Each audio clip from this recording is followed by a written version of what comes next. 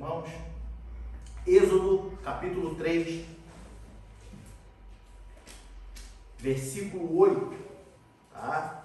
Que diz assim: portanto, desci para livrá-lo da mão dos egípcios e para fazê-lo subir daquela terra a uma terra boa e larga, a uma terra que mana leite e mel, ao lugar do cananeu e do eteu e do amorreu e do ferezeu e do eveu e do jebuseu.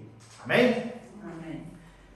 Passagem onde podemos dizer que é a primeira vez que Moisés se encontra com Deus. Quando Moisés está no monte, pastoreando lá com as ovelhas, estava apacentando as ovelhas, e aí Moisés olha para um lado e vê a sarça, com fogo, mas um fogo que não consumia a sarça. E ali Deus se revela a Moisés, e então começa, podemos dizer, o grande ministério de Moisés. E é nesse momento em que Deus escolhe a Moisés para tirar o povo do Egito. Porém, eu não quero falar aqui especificamente de Moisés, porém, eu quero falar para os irmãos, o que está no meu coração é a gente falar sobre a redenção, que é um caminho de volta e não um caminho de ida. Redenção, se a gente for olhar de uma forma bem generalizada, a palavra a redenção, entre alguns outros significados, mas resumidamente, é o resgate do gênero humano por Jesus Cristo. Jesus Cristo resgata o gênero humano. Redenção, remir, redimir, salvação, libertação. Redenção é um caminho de volta. Volta para onde? Para os céus. Mas eu nunca estive no céu. Como que eu posso voltar para o céu? E em cima desse assunto, eu quero usar como base a saída do povo do Egito para a terra de Canaã. Meu irmão, mas eu não entendi muito bem qual é a relação com a saída do povo para a terra de Canaã.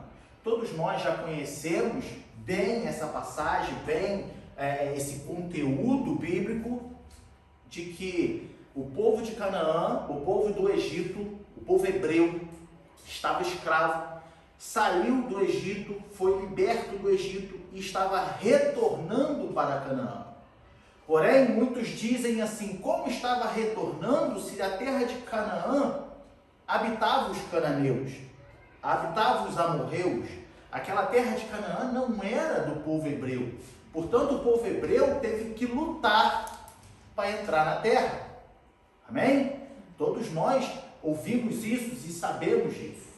Porém, eu quero deixar um pouco mais claro, porque já houve momentos em que algumas pessoas já até levantaram dizendo: mas que Deus cruel é esse, que expulsa uma nação das suas terras para dar a outra?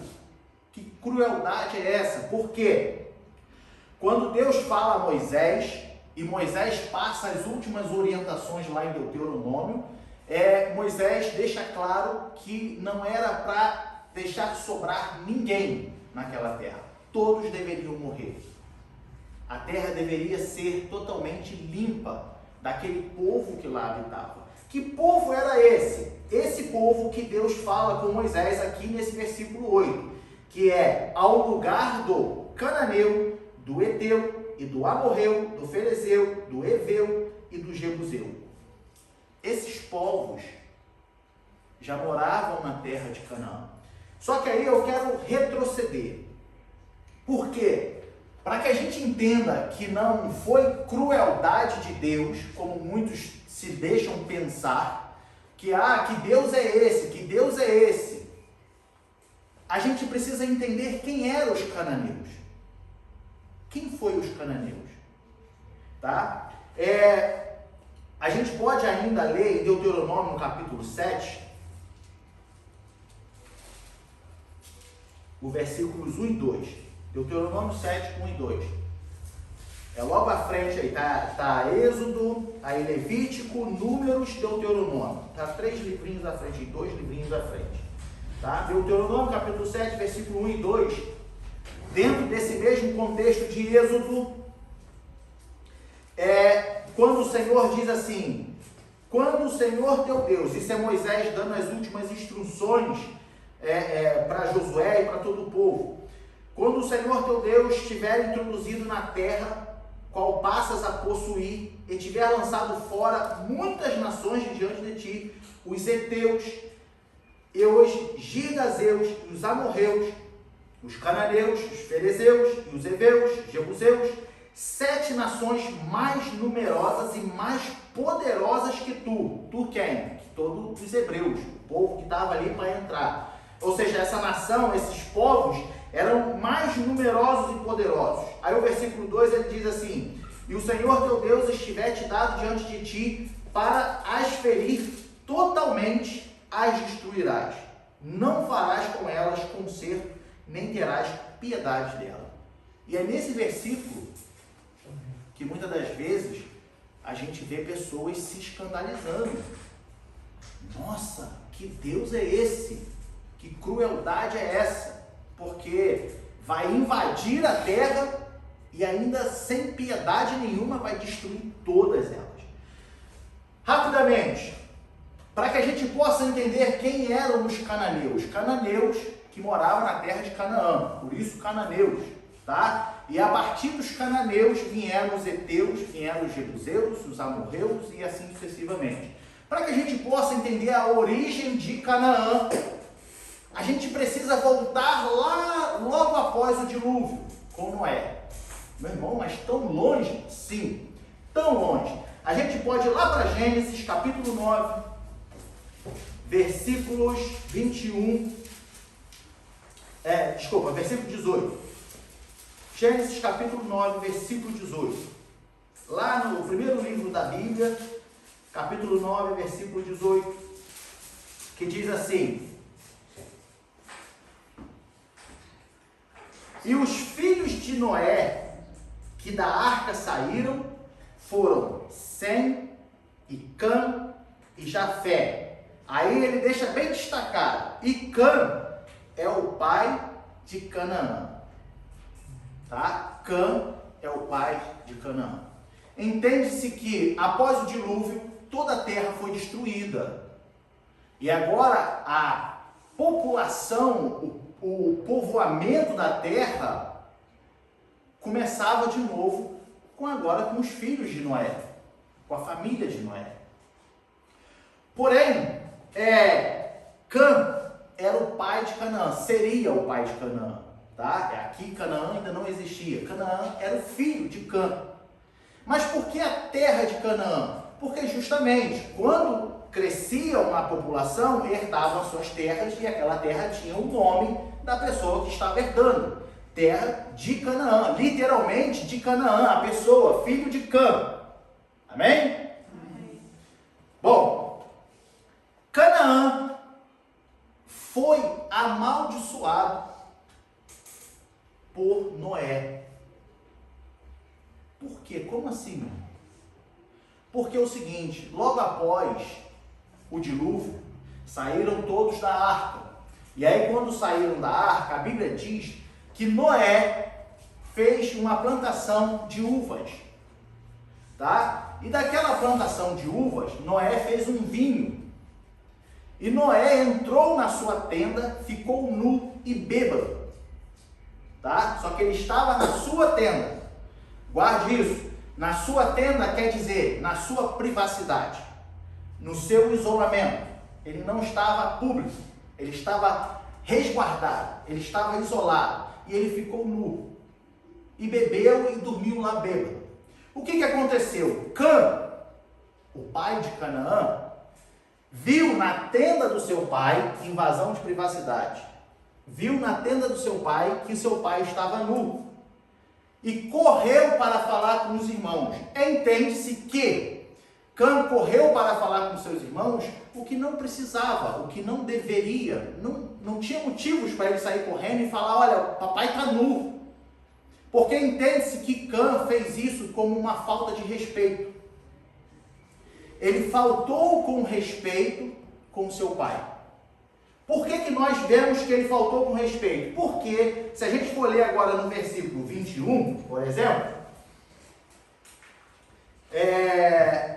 do 21 ao 25, que diz assim: e bebeu do vinho e embebedou-se, isso é Noé, tá? E descobriu-se no meio da sua tenda.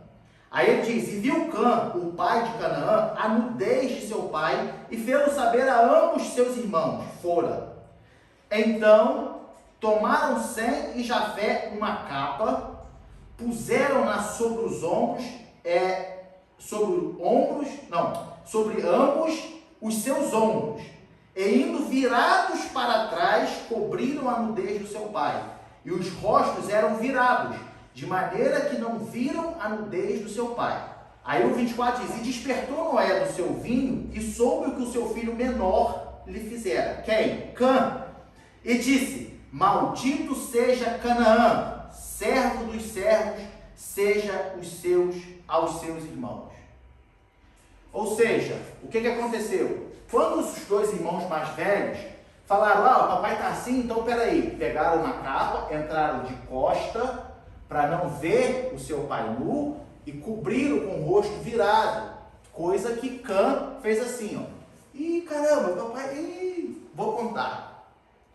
Faltou com respeito, invadiu a privacidade. Eu não vou entrar, aqui dá uma outra mensagem, um outro tema, mas não é o nosso objetivo. O que eu quero dizer é o seguinte, essa atitude de Cã fez com que Noé amaldiçoasse a geração de Canaã, que seria logo filho de Cã, tá? De Cã em diante veio Canaã, e aí a gente pode ler aqui, ver rapidamente aqui, no capítulo 10 mesmo de Gênesis, os versículos 6, que diz assim, o versículo 6 que diz assim, e os filhos de Cã são Cuxa, e Misraim, e Puter, e Canaã. Aí no versículo 15 a 19, ele diz assim, 15 a 19, e Canaã gerou a Sidom. Sidom foi o primogênito de Canaã, e a Et, quem é Et? Pai dos heteus, que a gente leu lá, tá? E ao Jebuseu, que são pai dos Jebuseus, e ao Amorreu, e ao Gerizeu, e ao Eveu, e ao Arqueu, e ao Sineu, e ao Arvadeu, e ao Zemarreu, e ao Amateu, e depois se espalharam as famílias dos cananeus.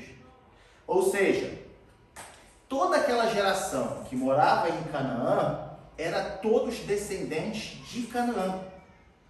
E a Bíblia diz que a geração de Canaã cresceu de uma tal forma que se espalhou por toda a terra.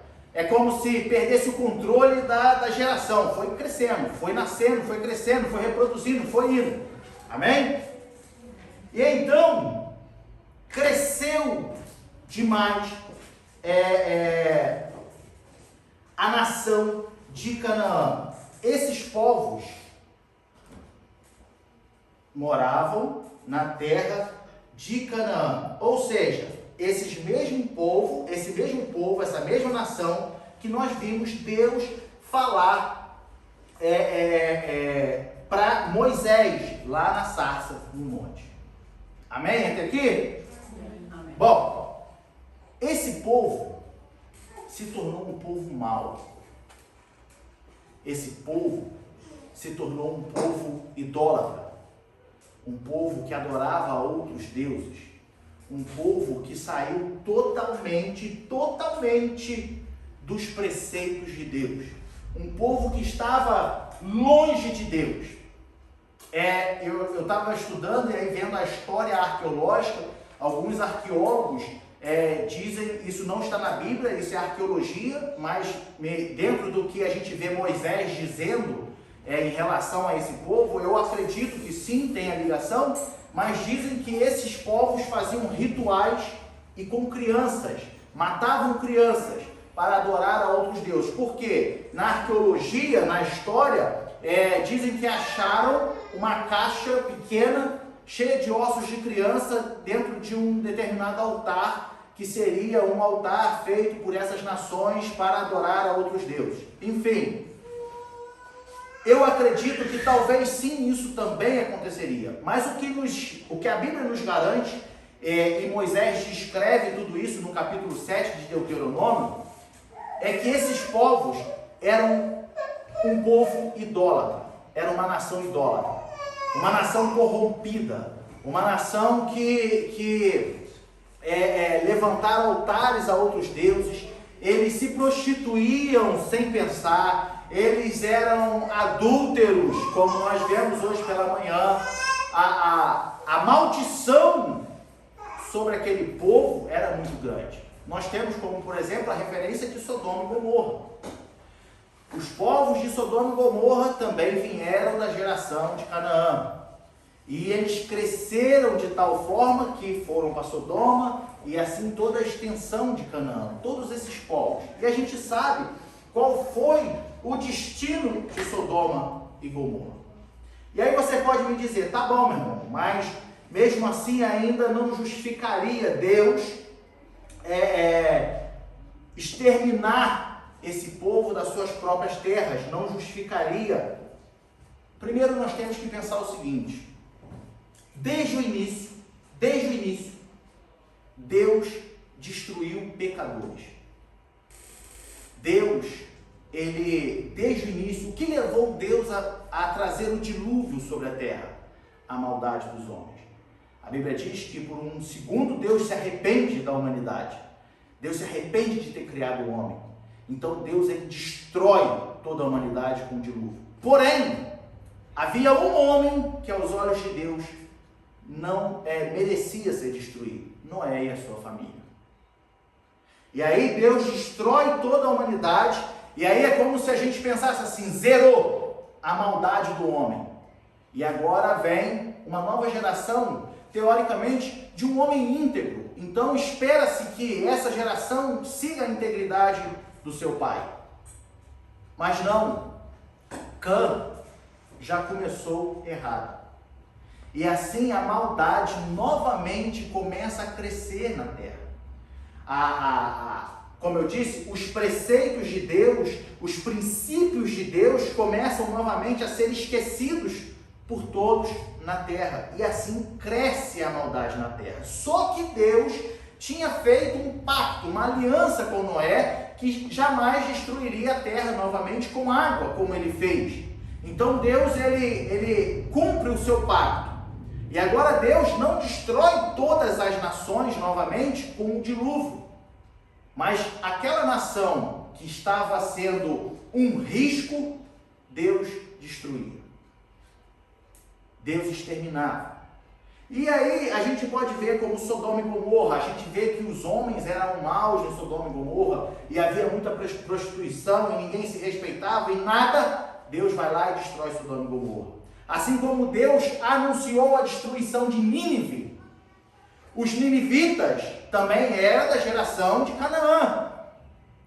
E assim, a maldade habitava em Nínive. Só que os levaram Jonas, através da sua pregação, Deus perdoou porque eles se arrependeram e Deus poupou a destruição de Nínive. Porém, o ponto que eu quero destacar é que todos esses povos vieram de um homem só, Canaã, que era neto do homem mais íntegro da terra. Todos esses povos vieram de uma geração de um homem só, um homem íntegro, um homem que Deus poupou na destruição do mundo. E aí eu fico imaginando que o seguinte, Deus olha para essa humanidade e fala assim, amém, pode ir lá, Deus abençoe. Amém. E aí Deus olha para essa humanidade e diz assim, como pode vocês se tornarem tão maus se o pai de vocês foi o que foi, era o que era. Esses homens tinham uma crueldade muito grande, muito grande. Porém, em relação ao povo de Canaã, Deus ainda teve paciência com eles. Meu irmão, mas como assim? A gente acabou de ler que Moisés manda exterminar todo mundo. Como é que Deus teve paciência com eles? Quando Deus chamou Abraão para que saísse do meio da sua parentela, e Abraão foi para Canaã, tá? A Bíblia vem nos dizer aqui em Gênesis capítulo 15, o versículo 16.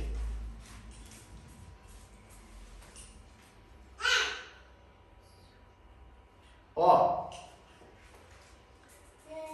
isso é Deus falando para Abraão, tá? Abraão já tinha saído da sua terra e tinha ido para a terra de Canaã, tá?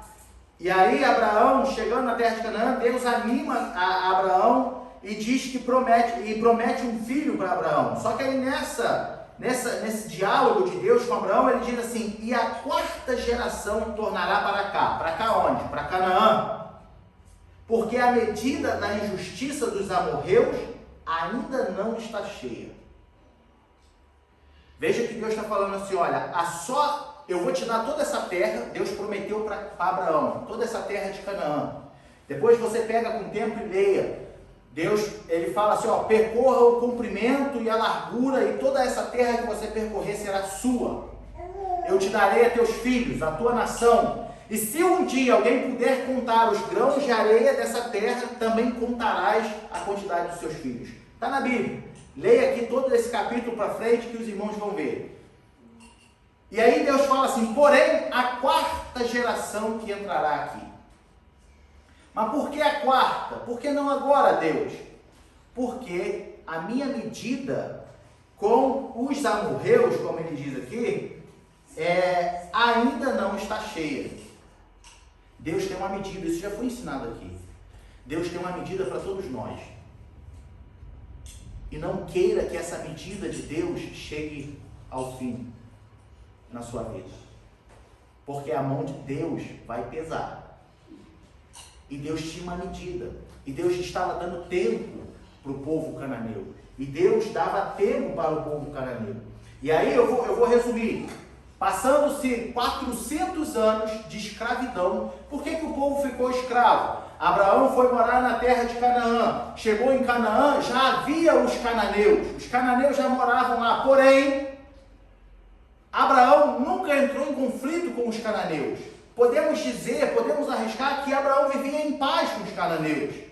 Ué, mas os cananeus já não tinham sido condenados por Deus, mas não cabia a Abraão levantar guerra. Se a gente for ver aqui no livro de Gênesis em diante, o único momento que Abraão sai em guerra é para salvar Ló, que os reis saquearam Sodoma e Gomorra e levaram Ló preso. Então Abraão vai e guerreia, vence a guerra. Fora isso, Abraão nunca entrou em guerra com os cananeus. Pelo contrário, Abraão, ele fazia acordos com os cananeus. Se a gente for ver, não vamos ler, porque é muito longo, mas o capítulo 23 de Gênesis, quando Sara vai morrer, e quando Sara morre, melhor dizendo, Sara morre, e Abraão precisa enterrar Sara, a sua esposa. E ele morava em Canaã. E ele chega para os cananeus, na verdade, para o filho de Canaã, Et, tá? Os heteus, né? Os filhos de Et, e negocia com os filhos de Et a sepultura de Sara, e ele paga pela sepultura. Então a gente vê que Abraão viveu com os cananeus e não entrou em conflito. Por quê? Porque ainda não tinha chegado a medida de Deus para os cananeus.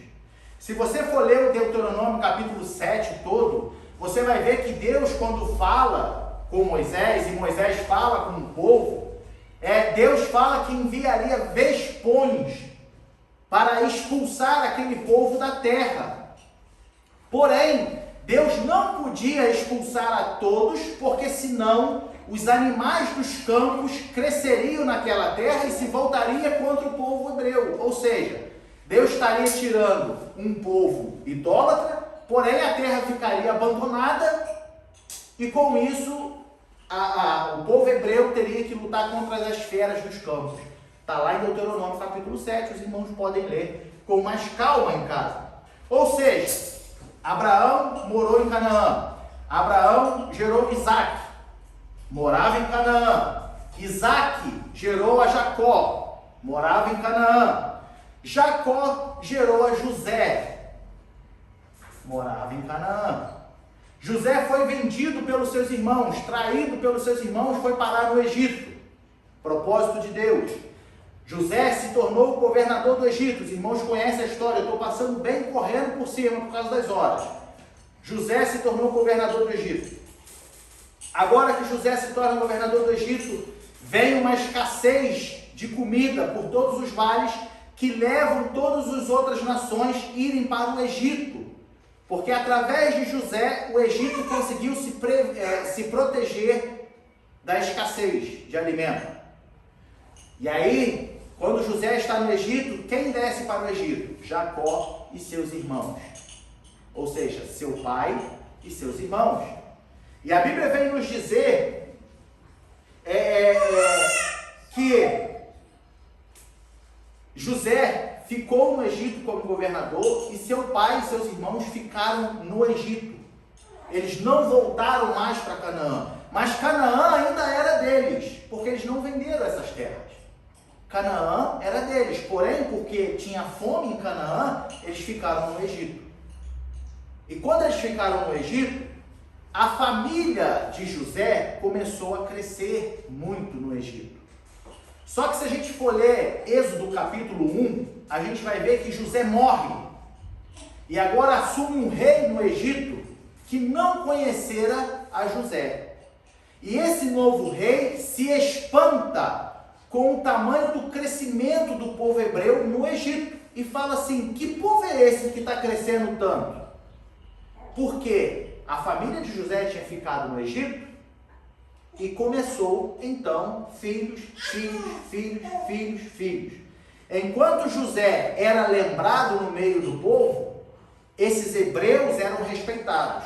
Quando um novo rei entrou e não conhecia José e não sabia o princípio daquele povo, também nem temia Deus, o que ele fez? Castigou o povo, escravizou aquele povo. Foi aí que o povo de Deus se tornou escravo no Egito. E passaram-se 400 anos, até que Deus manda Moisés para libertar o povo. E aí começa toda a jornada do povo de volta para Canaã. E agora eu acredito que os irmãos tenham entendido por que o povo voltou para Canaã. Porque Canaã, os seus pais já moravam em Canaã. Só que a geração que estava crescendo no Egito ainda não tinha morado. Mas a Canaã era a herança deles, porque os seus pais vieram de Canaã. E agora o povo sai do Egito e volta para Canaã. Meu irmão, entendi tudo. E agora eu quero saber como é que é o plano da redenção. Quando Jesus vem e morre na cruz do Calvário, ele nos resgata. E esse resgate, ele nos limpa, nos purifica dos nossos pecados. E isso nos devolve a comunhão a Deus. Quando Jesus Cristo morre na cruz do Calvário, a primeira coisa que acontece é o véu do templo se rasgar. Esse véu do templo está se rasgando e então está devolvendo a comunhão do homem para com Deus. E veja bem, você pode me dizer, meu irmão, mas eu nunca estive no céu. Como que eu posso voltar para o céu? Porque o céu é a nossa herança. A quarta geração que saiu do Egito nunca tinha pisado em Canaã, mas a terra era deles, porque eles eram herdeiros daquela terra. Veja bem, João capítulo 14, versículo 2 e 4, que diz assim: na casa de meu pai há muitas moradas. Se não fosse assim, ou seja, se não houvesse muitas moradas na casa de meu pai, isso é Jesus falando, tá, meu irmão? Se não fosse assim, eu não teria dito, ou seja, eu vos diria dessa forma: vou preparar-vos lugar. E aí ele diz: se eu for e vos preparar lugar, virei outra vez e vos levarei para mim mesmo, para que onde eu estiver, estejais vós também. O céu é nossa herança, o céu é nossa morada. E aí a gente pode ir lá para Pedro. 1 Pedro capítulo 1, versículo 3 a 5 diz assim: bendito seja o Deus e Pai de nosso Senhor Jesus Cristo, que segundo a sua grande misericórdia, nos gerou de novo para uma viva esperança pela ressurreição de Jesus Cristo dentre os mortos, para uma herança incorruptível, incontaminável, que não se pode murchar, guardada nos céus para nós, que mediante a fé está guardada na virtude de Deus, para a salvação, já prestes para se revelar no último tempo. Como se não bastasse, ainda entrego para os irmãos da seguinte forma: Jesus, em Mateus capítulo 25, Jesus está se referindo após a grande tribulação, que a igreja há de julgar o mundo. Mas aí, o que nos importa entender é isso, que no capítulo 25, versículo 34, ele diz assim: então dirá o rei aos que estiverem à sua direita, olha o que ele diz: vinde bendito de meu Pai, possuí por herança o reino que vos está preparado desde a fundação do mundo. Ou seja, as nossas moradas no céu está preparada desde a fundação do mundo. Eu nunca estive no céu, mas o que está lá é meu. O que está lá foi preparado para mim. O que está lá foi preparado para você. E nós estamos indo de volta para o céu. Estamos herdaremos o céu. Porque nós, filhos de Deus, somos herdeiros de Deus. E Ele nos dá essa herança no céu.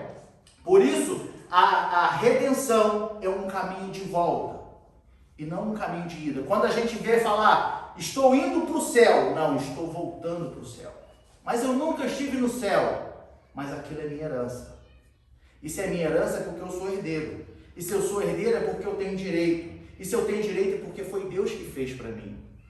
Eu posso nunca ter morado lá, mas o que está lá está me esperando. E eu vou chegar lá, se Deus quiser. Amém? Em Mateus, no capítulo 11, versículo 12. Na versão NVI, tá? A minha versão é Almeida. Mas na versão NVI diz assim: desde os dias de João Batista até agora, o reino dos céus é tomado à força. E os que usam de força se apoderam dele. O que quer dizer isso? O povo teve que lutar para entrar em Canaã. E nós temos que lutar para voltar para o céu. Lutar contra o quê? Contra a carne, contra o sangue? Não. Agora a nossa luta é contra as potestades. Para a gente encerrar, o apóstolo Paulo diz isso em Efésios capítulo 6, versículo 12. Porque não temos que lutar contra carne e sangue, mas sim contra os principados, contra as potestades, contra os príncipes das trevas deste século, contra as hostes espirituais da maldade nos lugares celestiais. A sua guerra para voltar para o céu é contra o desejo da carne, é contra essas coisas que o mundo bota no seu caminho. E nós guerreamos todos os dias. Todos os dias eu tenho que lutar para me manter salvo. Quando você se converte, a salvação é instantânea, assim como foi com o ladrão lá na cruz. Jesus falou: hoje mesmo estará comigo no paraíso.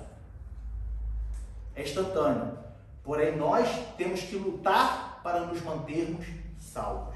E essa luta é constante. Quer herdar o reino dos céus? Lute todos os dias pela sua salvação.